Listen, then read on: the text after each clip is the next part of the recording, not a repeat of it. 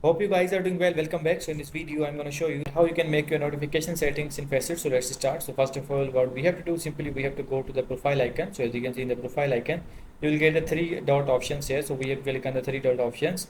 And after that, we have to click on the notifications. And after clicking on the notifications, now you need to choose which type of notification settings you want to make, social or the competition or the FACEIT news. I'm going to click on this. As you can see now, it's individual. If you want to edit them, you can also do that. Daily, weekly, and you can also choose the options like this. So as you can see, daily, individual, and the competition, individual. As you can see, these all the types are provided. If you want to edit this, you can also do that. I'm going to click on the none, and let's click on the save, and it will be changed like this. If you want to edit these FACEIT news, as you can see, you can enable them, you can disable them. So in this way, you can make your notification settings on the FACEIT. I hope you guys understand this video, that how you can do this. So see you guys in the next video.